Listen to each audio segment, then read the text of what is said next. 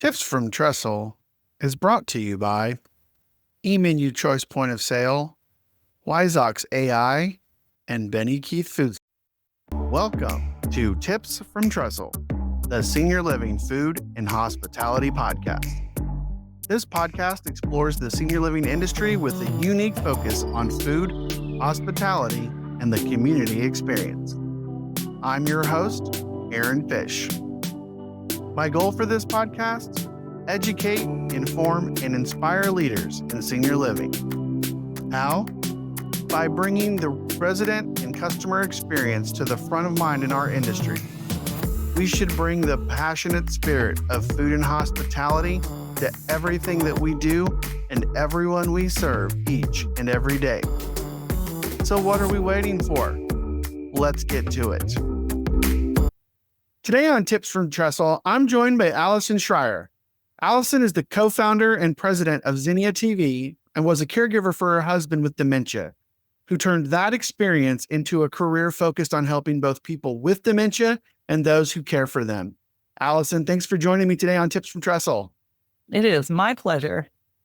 I'm so glad we connected. I've talked with your business partner, Bill, learned a lot about Zinnia TV. And when I suggested a podcast to him, he said, you can talk to me, but what you really want to do is talk to Allyson. She's the reason this all exists. She's the reason that this is such a great thing. And so I'd love to start this whole conversation by kind of telling the listeners about your personal story, like the journey you had with your husband and his dementia diagnosis, and how that steered you to where we are today. Sure. So my husband, lovely, amazing guy, his name is Evan, and he was diagnosed in 2012 at the age of 47 with frontotemporal dementia when our kids were 12 and 15. And we, like so many families in the same boat, we had been trying for years to figure out what's going on. It's gotten a lot better, but even just those few years ago, it was really hard to get a diagnosis for a younger person because nobody expects to have dementia. And truly, it's rare, right? Fewer than 5% of people who get a dementia diagnosis are under the age of 65. But still, that's given how many people have dementia. Yeah, the things that led me to where I am now with Zinnia, of course, started with his diagnosis. I would never be doing the work that I'm doing now had I not had that personal experience. Now, that personal experience was compounded by the fact that my stepfather, several years after our diagnosis, was diagnosed with vascular dementia, and my stepmom had what was most likely Alzheimer's disease. And so while I was supporting my husband at home, I was also from a distance supporting step parents. And so I had to figure stuff out like everybody does, right? That doesn't make me unique.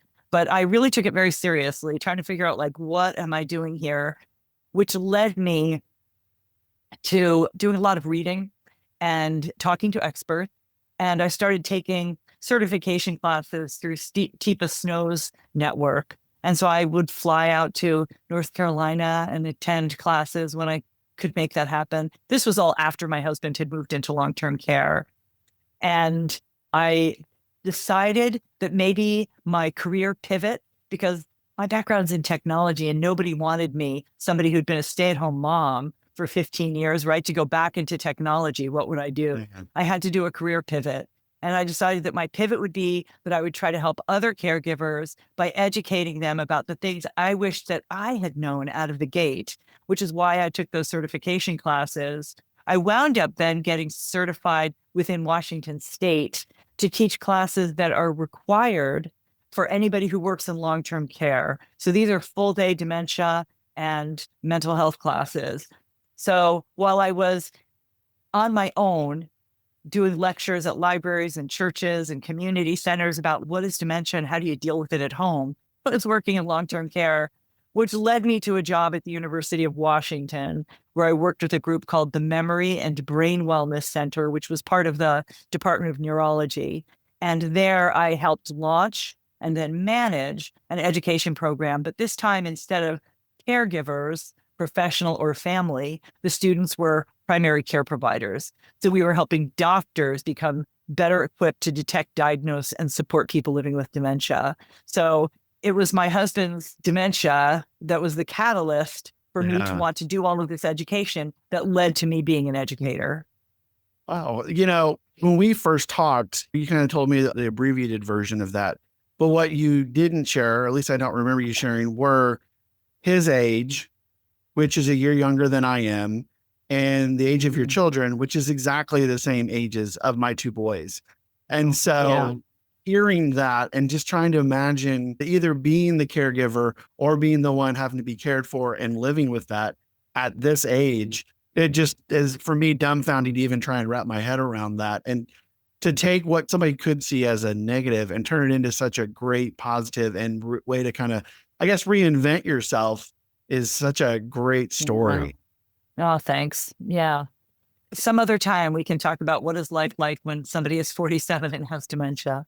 Yeah. So when you think about getting to becoming a dementia educator, clearly there was still a little bit of that technology expert living in the back of your head, because Zinnia TV is a technology platform and it's clearly something you're passionate about. So when you think about the aha moment for Zinnia TV, what was that? And what made you think about using videos and having this full streaming service? Yeah, sure. I remember it really clearly. When my husband moved to long-term care, he was no longer verbal. And when I would visit him, I would always struggle to find things to talk about. That is not unique to me. For family caregivers, it's often hard to figure out, like, what do you talk about with a person who is more advanced in their dementia? And so I would bring magazines, I would bring pictures. And eventually I started, I've got like a million pictures on my phone. So we would look at those pictures. And then I discovered that Apple has their memories product that allows me to actually build my own little videos. And so we would look at those videos. And so those videos are images that move along. There's music in the background. And those were pretty compelling. We couldn't watch TV together and have a conversation about what we're looking at because there is too much dialogue and video that's moving at a very fast pace. There's a plot to follow. There are characters to keep track of. So that wouldn't work. I've also noticed that when he's watching TV in the care community, that he's completely zoned out. So are most of the other residents, frankly. Right. And so I just started doing research. Like, I've got these couple of different things that are going on in my head. Like, wow, I like being able to show him these little videos that I'm making. I wish that I had more content on my phone. Yeah. I would love to be able to create videos about skiing or about whitewater rafting, things that had been important to him as a healthy person. So I started doing research and I discovered this paper that was called Television Viewing and People with Dementia Living in Long-Term Care by Dr. Kate DiMedeiros.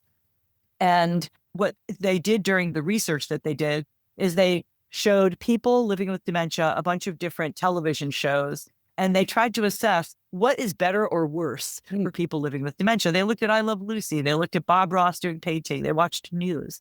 And it turns out that the thing that they were able to pay the most attention to was something called Venice, which was images of Venice set to beautiful music. And I'm like, well, that's what I'm doing. I mean, like, that's what I'm building on my phone. Right. And so I thought, okay, so that was sort of my aha moment. You can build viewing that's better for a person with dementia. But I had this problem. I want more content on my phone so I could make more videos. And I had also started to think about, like, how do I do this at scale? How could I share my videos with other people in case they want to show them to their loved ones with dementia? So given my background in technology, I called up friends who were at Apple and I said, hey, I want to talk to somebody who knows this memories product because I have questions for them. And the person that I was put in touch with, a guy by the name of Frank Lee, had actually recently left Apple and he was kind of looking for his next gig. It turns out that he was on the design team for that memories product. Like, he knew it inside out and he knew what their goals were. He knew what their use cases were. And he had this forehead slap moment where he was like, oh my God, we never thought about the possibility of using this as a tool to build videos for people with cognitive issues. And so he was like, you know what? We can do something with this. So he lived in Vancouver. I live in Seattle. So I went to Vancouver we met with another person, Berenice Freedom, who's a visual artist and filmmaker. And the three of us talked and we were like, let's just start making videos that we think would be meaningful for people who are living with dementia. And let's see if there's a possibility of turning this into a product. I love the path of you see something in action and then now you're working with somebody who was that catalyst to make that. When you got started into the development phase of Zinnia TV, there's obviously a lot of misconceptions about what dementia care is. Talk a little bit about some of those misconceptions that people have about dementia care and why people need to have a better understanding about these things and why they're so important. Technology continues to drive changes in senior care, and that includes food service. eMenu Choice is an award-winning point-of-service application for managing the dining function in senior living communities. This mobile, touchscreen-enabled software enhances the dining experience for residents while streamlining processes for staff. The flexibility and functionality of eMenu Choice makes it an effective solution for any type of senior living environment, from independent and assisted living to skilled nursing facilities. It works for production kitchens or restaurant-style service with options for per meal or a la carte pricing and accommodates a variety of payments, including bill to account, meal credits, and credit cards. Created by a senior care provider with more than a century of experience serving older adults, eMenu Choice eliminates communication barriers between staff and residents while enabling person-centered choices and greater resident satisfaction. eMenu Choice, transforming dining for senior living. Yeah, I think that there's this conception that people are sort of vacant. And that it's sort of like having a pet bird or a dog, just put on the dog channel. They'll be happy, like if you're going to watch TV, for instance. And so it's not uncommon that people are parked in front of a television because caregivers who mean well are trying to find a way to occupy them. But they don't understand that a person can't necessarily track a plot or tell fact from fiction or process rapidly moving audio and video.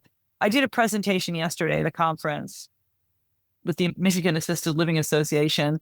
There was a panel of people living with dementia, and we talked about how TV impacts them. And a number of them said, I just don't even watch TV anymore because there's too many characters. I can't keep track of them. Or I start to feel bad because I can't follow the dialogue. Or I see things that are disturbing to me. But mostly it was just about this idea of like pace and inability to focus. And so there's this other camp then, which says, well, then don't use TV at all. TV is bad for people with dementia. TV shouldn't be a part of the equation. But what we have created with Zinnia TV is a TV solution. We don't recommend that anybody parks anybody in front of a television all day long, whether it's Zinnia or anything else on the TV. If you're going to use a TV, though, it should be done with purpose and with meaning. And so I think the misconception is that there is nothing that can be purposeful or meaningful about a television for a person with dementia. And the reality is that it can be an amazing unlock, a way to reach a person who was otherwise unreachable. I think a lot of times when we go into a dementia care neighborhood and we see the negative picture that we're painting here of a bunch of residents sitting in front of a TV and they're watching, I Love Lucy or Cops or some crazy TV show or whatever, daytime Filipino TV. soap operas. That's what my husband you're watching. Yeah. And so, that obviously caregivers are going to need to take a break and you want to make sure you're still engaging. But sometimes you also need to figure out a way where maybe it's you need to make the connection. You can't figure it out. Right. And so I'd love you to talk a little bit about the content, the types of videos that Zinnia TV uses and why that is so beneficial. Yeah. So first of all, what is Zinnia? So Zinnia is a streaming service that is kind of like Netflix or Hulu or Amazon Prime, right? Except that the content has all been research-driven and custom curated for people who need to have an experience that is plot-free, that's a slower pace, that doesn't cause them to become afraid, that doesn't have TV commercials interrupting, that are at a higher volume and that are at a fast pace, right? Whoa. And so the way that our product works is that when one launches Zinnia, one is given an opportunity to select from a number of different channels. And inside each of those channels, one can select the video that they wish to watch. If you select a video and the video ends, the next video will start. So in some cases, people will, for instance, select the nature channel and put on Life of a Butterfly. And when Life of a Butterfly is over, Pacific Forest Walk starts. So it's just like beautiful, soothing video after soothing video. And so some people like to have that playing in the background, but not necessarily with somebody parked in front of it all day. Yeah. Or in some care communities, they will have something like that playing in the background. The first channel that we built was something called the interests channel. So there is a baking video, a sewing video, fly fishing, basketball, soccer, baseball, horse racing, babies. It's just like whatever it is that somebody might be interested in. And the idea with those videos is that I can sit down with a person, watch a video together, and it gives us something to talk about. It gives us a place to connect. So if I were sitting with my dad and he's really into fishing, that we can watch this video together and we can just talk about what we see. In the example yesterday when we were at this conference, we played the babies video, and one of the gentlemen there just started going on and on and on about the different scenes. He would say, oh, I remember when mine was that age. And oh boy, I was a pro at changing diapers. And he's going on and on. And so it's just this beautiful opportunity for people to come into themselves. Yeah. So that's just an example, but we have channels that are just animal videos. We have channels that are faith-based videos, people reciting prayers or singing songs. We have videos that are travel videos that are just about different places that people might have visited or want to visit. Videos that are intended to elevate the mood, like our fun and games videos. We have videos that are quizzes that will ask a question, and then very slowly there's an image that appears on the screen. A question is asked, the answers are provided, and then slowly the answers fade away so that the final answer is left there. And so anyway, there's lots of different kinds of content. Yeah, I love the variety and the description of like the streaming services for dementia. I think it helps paint the picture of you have choices. And the thing for me, as I've been in this industry for a long time, but I find that I still every day learn more about dementia, what is important. I think we're all kind of still learning too.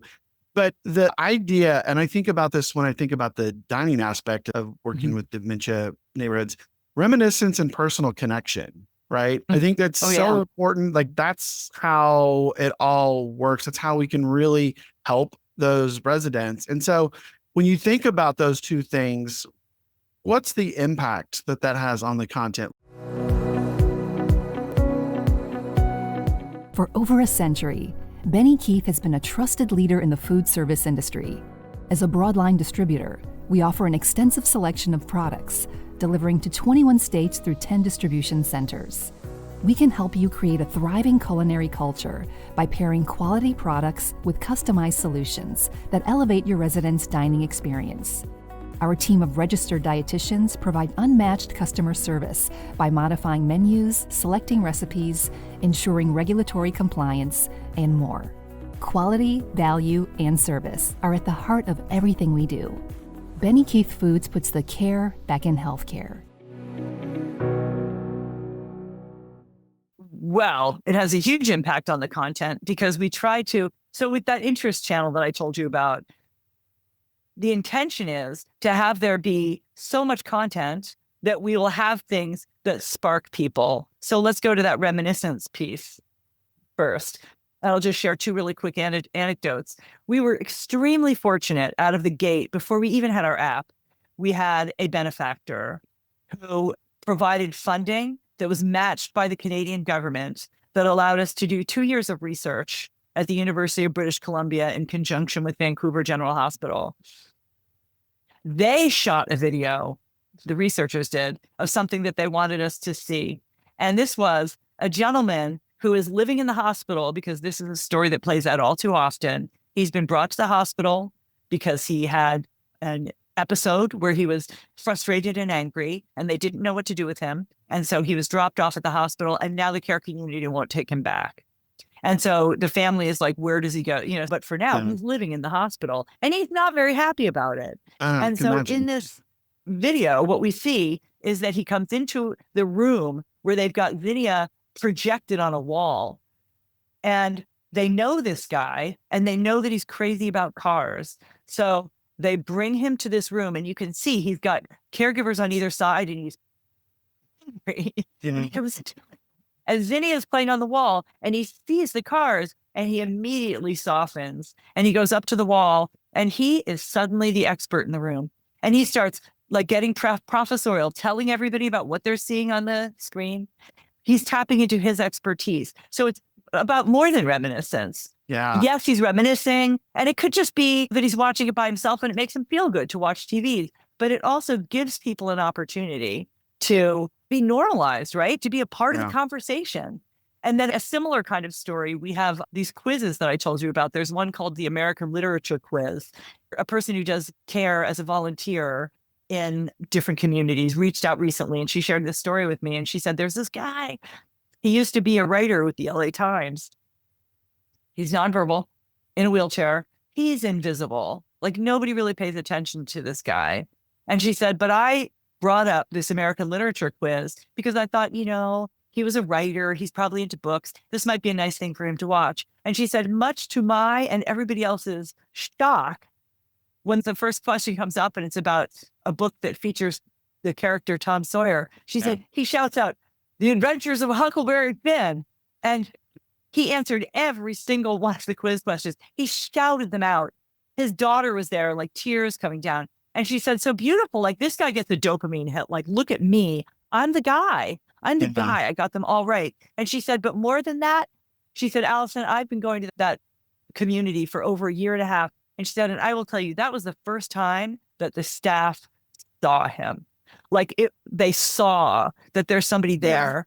And so this is where I think that like the beauty of being able to unlock the key to somebody's consciousness, right? To be able to bring somebody back into the conversation is wow. I love the story about the gentleman in the car because working in this field and always having that like little tiny side of, he's like, what happens if that happens to me? Like, how would I ever connect with like the real world? Knowing and seeing that it's possible to connect with a profession or a passion or something that you did in the past, especially because you kind of time travel backwards as you progress, like all of that coming together, like bringing out that person really is invaluable. And the fact that you guys are able to do it with Zinnia TV in such a, what seems like a simple way is really reassuring in multiple facets for me, professionally and even personally. In the last couple of minutes here, as we wrap up, you had mentioned the research and there was some research, but I know that you guys do a ton of research to make sure that this is not just a feel good, this kind of makes sense, but more of a, no, this is really what you should be doing. Yeah. So thank you for asking about that because I'm pretty proud of the research we're doing. So mentioned the 2 years up at UBC, and that was all very qualitative. They published 5 papers as a result of that. One, which was sort of like the key paper that really talked about the findings, which were Zinnia is great as a tool to create connection and engagement. It's great as a tool to reduce agitation. And it's great as a tool to help with activities of daily living.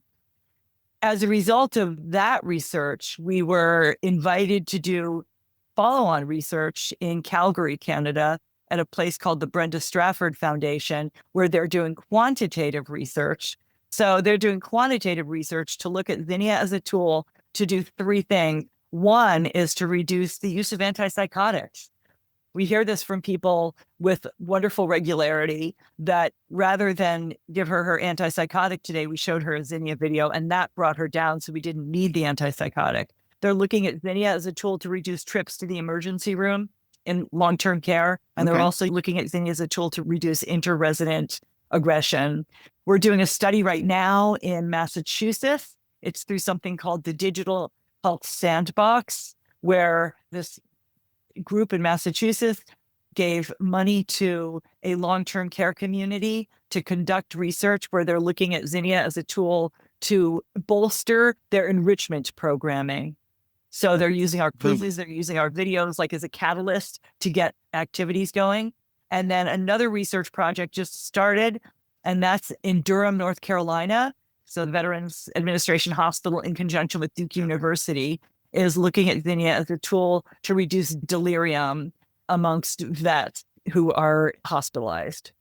Wow. I knew you guys were doing a lot of research. I didn't know the list was that long. That's an amazing number of projects. I can only imagine what your calendar looks like because of that.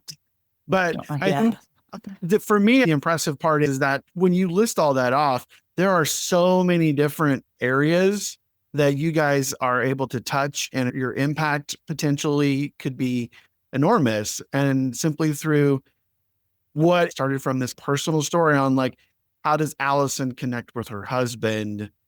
And so to see that, I guess you could think of it as like a really bad situation turned into such a great thing for so many people it's just really amazing to hear the story kind of from stem to stern, if you will. Thank you. So what's next for Zinnia TV? Kind of give us the quick rundown of, other than research, what you guys have going, and maybe also share how listeners can learn more about Zinnia. Sure. Well, we have a lot going on. We are involved in partnerships with other companies who use Zinnia's content as part of the things that they offer to their customers. The thing that I'm personally very excited about right now is that I have this idea, which is that I know a lot of people who do work in arts programs for people with dementia, where we see amazing work where people with living well with dementia who still are able to do the thing that they love, or to do something they've never done before, whether it's painting or pottery or sculpting or playing music, writing poetry. And so I want to create a video that honors the creativity of people living with dementia. So I look at it as a video that's by people with dementia, basically for people with dementia, so that we can put it together with beautiful music and have this great big long video that's like art and people playing piano. There's a group that I'm chatting with right now about possibly getting funding to be able to put that together. And then we're going to be pushing hard to try to get people who have loved ones with dementia, people who lead art programs, who would be open to allowing us to include some of their artwork in this project. So that's a big thing that I'm working on. How do people reach us? Our website, it's zinnia.tv.com. And it's Zinnia like the flower, Zinnia TV.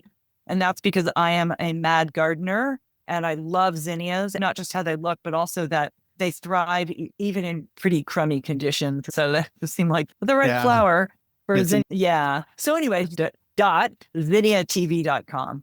And right there, you can watch videos right from the website, so you can try it out and see if it's something that's interesting to you. There's also a free 2-week trial. So it's an opportunity for people to really check the whole thing out. People use it on televisions, on mobile devices. Once you sign up, you can have it on as many devices as you want. And I think one other thing I wanted to point out, it's not just for senior living communities. People in an individual basis can get it for them and their loved ones at home. And most of our customers right now are people who are living at home. Senior living groups use it for enrichment program. They use it for marketing, right? That they give copies of Zinnia away to people who are looking at their community, but they also use it to support family visits. When families show up, they give them an iPad with Zinnia that they could take in with them when they sit down with mom, dad, or whomever. And then, of course, to promote and support care. So, yeah. So much opportunity with it. And that's why I was so excited to corner you for a few minutes today to be able to really dive in. So again, it's zinniatv.com. And so, Allyson, thank you so much. Looking forward to watching Zinnia continue to grow and help the industry. And hopefully we can do some work together in the future as well. Thank you so much. It's been a really wonderful pleasure to be here with you today. Yes. Thank you for joining me today on Tips from Trestle. You bet. So there it is, everybody. Another one in the books. Thanks again for tuning in. Please follow, like, and subscribe on YouTube, Spotify, Apple, or wherever you get your podcasts. And be sure to follow us on social media at Tips from Trestle. You can also learn more about the work I do by following me on LinkedIn, Twitter, Instagram, and even TikTok. And be sure to check out Trestle Hospitality Concepts at www.trestlehospitalityconcepts.com. I'm your host, Aaron Fish, and this has been another episode of Tips from Trestle.